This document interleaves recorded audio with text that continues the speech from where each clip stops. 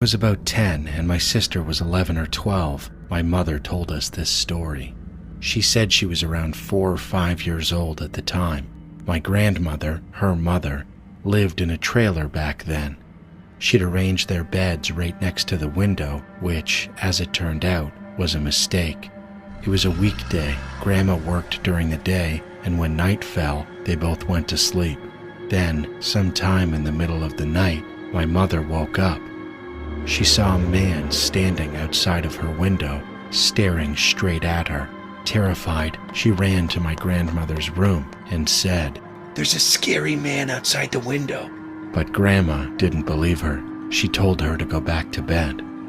When Mom returned to her room, the man was gone. He wasn't standing there anymore. She remembered him clearly though. Tall, with a bushy white beard and dirty brown hair.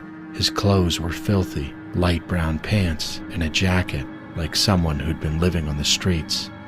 Still scared, Mom crawled into Grandma's bed for the rest of the night. The next morning, Grandma got up early, getting ready for work, and to drop Mom off at the babysitter's. Everything seemed fine and normal. But when they came back home a few hours later, everything wasn't normal, and when they first got a look at the trailer, they froze. Mom's window was gone. Someone had ripped it right out of the trailer wall. Nothing else had been touched. No jewelry missing, no money taken, nothing stolen except the window.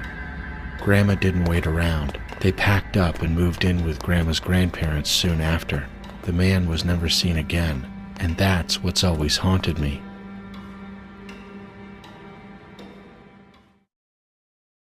Hello, Wanzi. I wanted to share with you what I've experienced.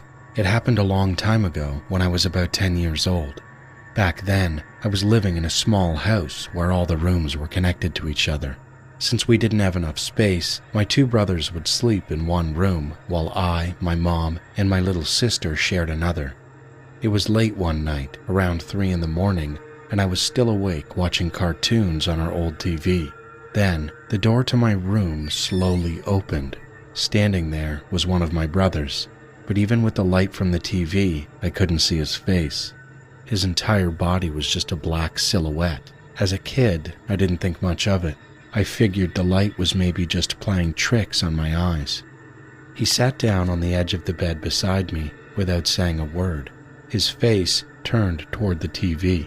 I asked him softly if he couldn't sleep either, and if he wanted to change the channel.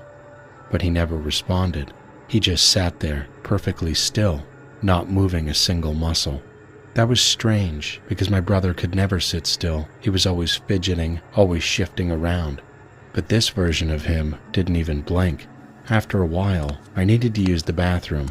I slipped quietly out of bed so I wouldn't wake my mom or sister and hurried down the hall. When I came back, I passed my brother's room and froze. Both of my brothers were fast asleep. They were tangled together under their blanket, breathing heavily, not an inch of space between them. It was impossible that one of them had been in my room just moments ago.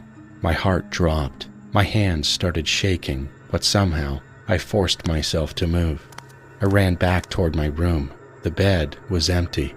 The silhouette was gone, and that's when it hit me. I never actually saw its face. I didn't even know if it had been looking at the TV or at me. Even now, I still think about that night. I'll never know who or what was sitting beside me. And honestly, I'm glad I'll never find out.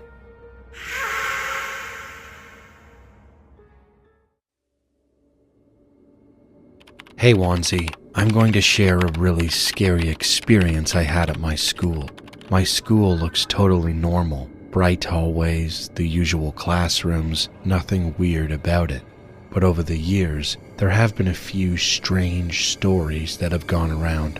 There was one about a theft that happened a while back. Apparently, a man disguised himself, got inside the school, and ripped a pair of gold earrings right off a student's ears. I still don't know if that's true or just one of those rumors that gets passed down, but it definitely freaked people out. Anyway, here's what happened to me. It was a regular day, but I remember being really tired because we had a ton of work to do. Later that day, my friend Katie and I were walking down the hallway after coming back from class. The hallway was completely empty. No teachers, no students, just us. As we were walking, I suddenly got this strange feeling like someone was watching us. I looked around, but didn't see anyone. Then, I noticed a classroom nearby. The door was closed and the lights were off. There's a small glass window on every classroom door so I could see inside, and what I saw still scares me to this day. Inside, there was a girl. She was standing perfectly still, staring right at me. Her skin was pale, almost gray, and blood was running from her ears. For a second, I couldn't move. It felt like she was staring straight into my soul. Katie asked me what was wrong, but I didn't answer. I just grabbed her hand and ran. We bolted down the hallway until we reached our classroom. My face and hands were covered in cold sweat. Katie was confused and kept asking why I looked so terrified. When I told her what I'd seen, her eyes went wide. That's when she told me something that made my stomach drop. The day before, our teacher had asked her to turn off the lights before leaving class. I had already walked ahead, and she said that right as she flipped the switch, something caught her eye. She saw the same girl, pale, standing in the dark, with blood dripping from her ears. Katie said she panicked, ran out of the classroom, and didn't tell anyone because she thought no one would believe her. She had never shared her experience of what she saw until I had shared mine. To this day, I still wonder what would have happened if we hadn't run, if we stayed in that hallway just a little bit longer.